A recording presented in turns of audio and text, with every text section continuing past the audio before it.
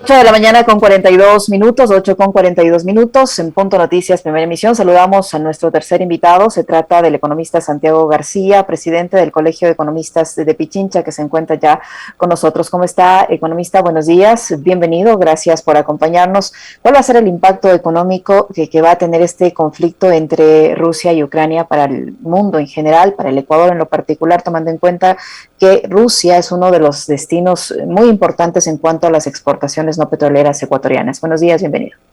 Buenos días, Licenia. Un saludo a todas las personas que escuchan, nos ven a través de Pichincha Universal. Bueno, realmente hay una preocupación muy grande en cuanto a los impactos de la guerra ya entre Ucrania y Rusia. Y estamos pensando, hay algunos análisis que están saliendo en el sentido de que esto más o menos equivaldría a lo que pasó en el 2008 con la quiebra masiva de bancos en Estados Unidos, lo que se llama la crisis financiera internacional, y que condenó a la economía internacional cerca de 3, 4 años de recesión económica. Entonces, Licenia, empiezo así la entrevista para un poquito comentarlo y que la gente entienda. No es cualquier cosa lo que ha pasado. Puede originar, como acabo de decir, algo parecido hace 10 años atrás y que le ha costado al mundo, le costó mucho tiempo salir, se habla de 4 o 5 años. Entonces, esa es la magnitud. Luego, claro, quiero referirme al caso ecuatoriano y también, si hay tiempo, qué podemos hacer, porque también creo que nos toca reflexionar sobre esto en cuanto a qué políticas se podrían implementar a fin de atenuar lo que acabo de decir. Ya es un tema bastante complicado y grave. ¿Cómo le va, economista? Qué gusto saludarle. A ver, de entrada, yo quisiera que usted nos diga si resulta perjudicial o beneficioso para nuestro país y para la economía en términos generales lo que está, por ejemplo, sucediendo ya con el tema del petróleo, ¿no? El WTI, que es el referencial para nuestro crudo, está por encima de los $108. Creo que son precios históricos. No sé si en la época de Correa se superó ese valor, pero hoy estamos con 108. ¿Eso es bueno, es malo? Por favor, su explicación. Sí, claro, con gusto. Ese precio de más de $100, tanto el Brent, que es el precio del petróleo en mercados internacionales, como el precio de referencia para el crudo ecuatoriano, son precios similares al 2014. Entonces, también eso es importante decirlo. Estos precios muchos años no los hemos visto. Hoy nuevamente están en la palestra, como digo, no se ha visto desde el 2014 a nivel internacional. Tenemos un doble efecto, y es muy buena tu pregunta, Alexis, porque suele haber confusión. Por un lado nos conviene en el sentido de que Ecuador es un país exportador de crudo. Entonces, el momento que exportamos crudo, más o menos el Ecuador en promedio en los últimos años ha exportado $8.000 millones en crudo. Entonces, estimamos que en buena hora, digámoslo así, por la parte positiva, vamos a tener unos remanentes. El presupuesto del 2022 se estableció en $54 por barril y hoy está menos los descuentos porque hay un castigo, en fin, redondeemos en grandes números unos $30 que no estaban presupuestados. Por ahí la parte positiva, pero la parte negativa también los ecuatorianos debemos tomar conciencia que somos país importador neto de combustibles. ¿Por qué? Porque nosotros aproximadamente un 40% del consumo nacional es producto nacional, es combustible procesado en nuestras refinerías. El 60% es combustible importado, llámese búnker, llámese diésel, llámese gasolinas, en fin. Entonces ahí es una buena y una mala noticia. Vamos a tener unos remanentes por el lado del crudo y vamos a tener un mayor déficit, una mayor necesidad de mayores recursos porque las gasolinas nos van a venir más caras. Y hay algo más grave ahí, por eso digo, por un lado, entender esta dinámica entre buena y mala, uno a favor y en contra del tema petrolero, y lo otro es que se está acelerando la inflación que ya venía acelerada en Estados Unidos y la Unión Europea, y lo que yo trato de decir a la gente es que el Ecuador importa inflación, porque importamos materias primas, importamos materiales, maquinarias, y entonces si la inflación es 7% en Estados Unidos, esa inflación va a llegar al Ecuador, no de forma tan directa ni ese mismo número, pero creo que se entiende, ¿no es verdad? traer equipos, máquinas con valor más alto, pues estamos importando inflación. Complicado el asunto, hay que mirar estos excedentes petroleros, no, por favor, ahí a los políticos, no es este rato hay que coger y hay que ver qué hacemos, no, porque tenemos que cuadrar las cifras con el tema de importación de combustibles, que como acabé de mencionar, pues saldo contrario y vamos a tener que destinar más dinero para esa importación. Economista, con la devaluación de la moneda en Rusia se encarecen las importaciones. Esto seguramente va a afectar a las exportaciones nuestras, por ejemplo, de banano, de flores, hacia ese mercado. Y además, las sanciones impuestas por la Unión Europea, por Estados Unidos contra bancos rusos, este mecanismo de pago SWIFT, etcétera, ¿cómo eso también va a afectar a los pagos que por estas exportaciones que debe recibir el Ecuador? Bueno, hay dos medidas directas que ha tomado la OTAN, la Unión Europea, los Estados Unidos. Uno, congelar llamémosle el patrimonio ruso en todas partes del mundo, porque el capital ruso está en todas partes del mundo, es una potencia económica, ¿no? No es cualquier país, y está en Europa, está aquí en América Latina, en América del Norte. Entonces congela los activos. Pongo un ejemplo quizás un poco más entendible. Hay una gran cadena de distribución en España, Día, para los migrantes, las familias que tenemos familia en España, podemos entender, es como un gran supermaxi, dueño capital ucraniano y capital ruso. Eso, por ejemplo, se congela. Eso ya trae por sí problemas para los países donde está esa inversión. Y el otro es desconectar a Rusia del código SWIFT.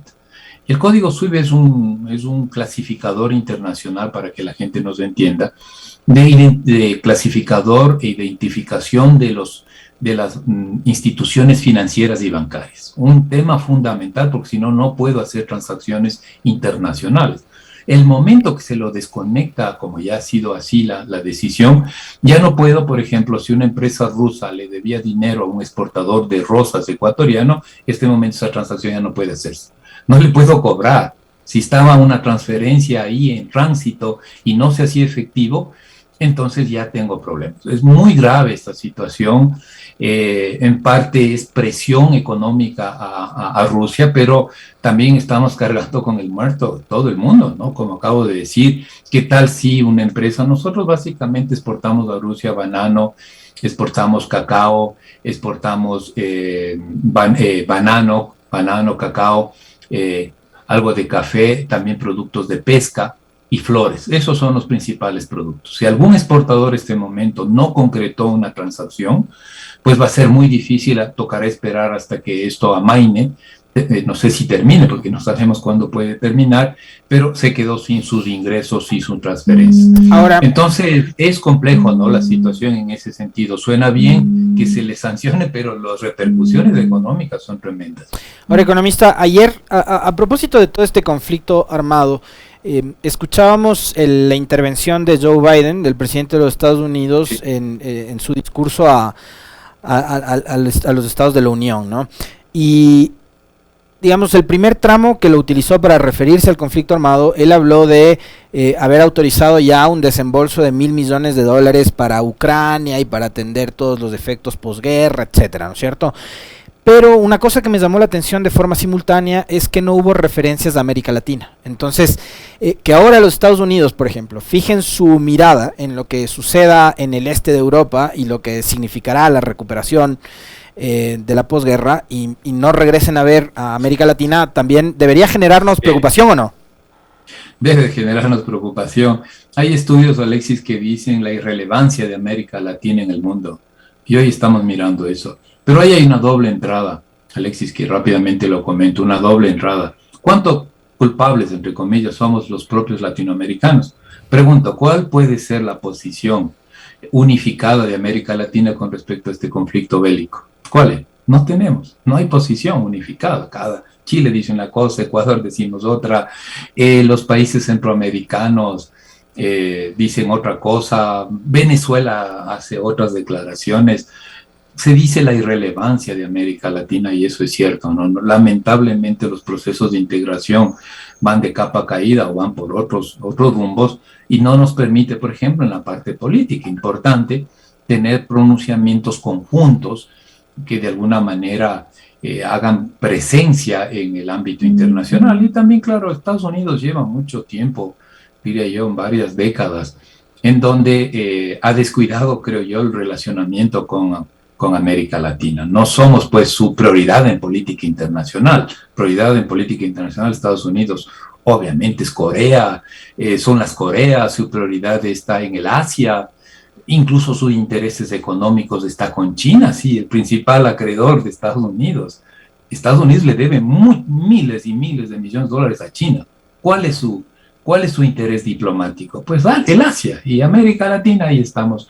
Incluso, pero digo, yo soy de las personas críticas también. Casa adentro hay que mirar, no hemos sido capaces de estructurar y avanzar en la integración. Entonces, el uno y el otro ahí ya pasamos factura, ¿no? No tener una posición sólida y una posición mancomunada, diría, una visión latinoamericana de las relaciones internacionales. Va por ahí, Alexis, también esa parte del análisis. Economista García, ¿y qué medidas deberíamos adoptar como país para enfrentar estas pérdidas, estos atrasos, etcétera, estas complicaciones en el ámbito comercial? Todavía no hemos escuchado si es que hay un plan de contingencia que están adoptando las autoridades económicas de nuestro país para ello. ¿Y qué se debería hacer? Muy bien, yo creo que esa es un poco la pregunta también. Ya he entendido que hay un problema grave, de que esto no va a pasar, por más que el tema político militar, suponiendo se resolviese hoy, por decirlo algo, el daño ya está dado a la economía global. Como dije, nos preocupa que esto sea equivalente a lo que nos pasó con esa gran crisis financiera del 2008. Tengo unos datos rápidamente, comento, sé que el tiempo vuela. Ecuador exporta banano a Rusia, un quinto, uno de cada $5 de exportación de banano va a Rusia, imagínense. Entonces es bueno que el ciudadano entienda esto. Una quinta parte de exportación de banano va a Rusia. Exportamos camarón, flores, un décimo de las exportaciones globales de Ecuador a todo el mundo, una décima, un 10% de exportaciones de flores van a Rusia. Es decir, como vemos, son productos banano, flores, camarón, son productos líderes de Ecuador y hoy afectados por esta restricción. También tenemos un saldo favorable con Ucrania, más o menos $120 millones exportamos a Ucrania camarón, pescado, flores, y los cálculos que se ha hecho así rápidamente está en juego porque tanto con Rusia como con Ucrania tenemos un saldo comercial favorable, es decir, exportamos e importamos, y más o menos yo he calculado son $900 millones de saldo favorable que del año pasado, tomando referencia, que están en la picota, es decir, están en entredicho. $900 millones a nuestro favor que hay que ver qué pasa. Entonces es una cifra bastante importante para un país como el Ecuador dolarizado, que cada dólar importa, ¿no es verdad? O sea, cada dólar hay que cuidarlo porque es un país dolarizado y el Ecuador no ha salido todavía de la crisis, no logra consolidar su recuperación económica, esa es mi posición. Hay evidentemente una tendencia, el 2021 ya nos recuperamos, pero era un rebote después de tremenda caída, esa crisis brutal del 2020. Entonces, Yesenia, muy buena pregunta que hacer. Yo creo que es necesario mirar casa adentro las políticas, por ejemplo, de apoyo a empresas exportadoras. Son 500 empresas que tienen estos dos mercados importantes. Hay que rápidamente actuar para buscar otros mercados donde se pueda relocalizar estas exportaciones, porque perder $900 millones, como acabo de explicar, me parece que hay que ser muy cuidadoso, ¿no? ¿Qué estoy pensando? Estoy pensando en apoyos, en asistencia a estas empresas para vía diplomática, fortalecer los contactos en otros países a fin de colocar estas exportaciones que no pueden esperar, tampoco uno puede esperar con las flores, con el banano, hay que buscar ya otro mercado. Y segundo, diría Liceña, el otro tema es finanzas públicas. No apresurarnos, hay que manejarlo esto con cierta técnica, pensando en el país, en el mediano y largo plazo. Estos remanentes de que nos van a quedar con el precio del crudo a $100 para redondear y que contra los 54 dólares por barril que se había presupuestado, pues no adelantarnos. Esto hay que manejarlo bien. Por ejemplo, aplicar lo que dice la ley de la ley de ordenamiento fiscal, se debe crear un fondo de estabilización fiscal, y yo me atrevería a plantear, mire, y aprovecho la radio tan importante para plantear algo públicamente, que ese fondo de estabilización no sea para tenerle unas lindas reservas internacionales, sino, por ejemplo, un fondo, pero bien manejado, muy concreto, en inversión pública para infraestructuras. Recuerda usted, y ustedes lo comentaron también, yo creo que lo comenté, cerca de 25%, 4 de cada 10 escuelas y colegios en el Ecuador no tienen agua potable. ¿Cómo puede pasar eso en un país, por favor? Y encima no tenemos dinero, en fin. Ese dinero extra pudiésemos, creo yo, destinarlo a esto que es prioritario, la educación, la infraestructura en salud.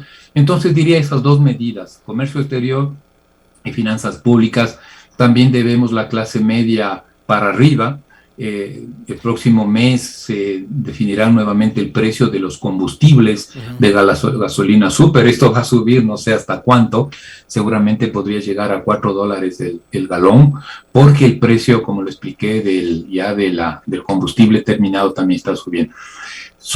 ¿Qué puedo decir? No son buenas noticias en general. Uno podría decir, miren, pero qué bueno, algo podemos. No, yo no veo así, más bien ronda un sentimiento de gran preocupación para un país que todavía no logra consolidarse, no logra sostener una economía que genere más empleo, que vaya en la senda de una recuperación sostenible. Nos preocupa realmente, nos preocupa, pero bueno, siempre habrá que dar la cara a los problemas, pero hay que hacerlo bien, hay que quizás llevar el mensaje a los políticos, un poquito de una visión de mediano plazo al menos, y enfrentar esto que se nos ha venido en la economía global. No estaba previsto, no creíamos que el 2022 empiece tan mal. COVID y encima guerra, ¿qué podemos decir? Realmente muy complicado.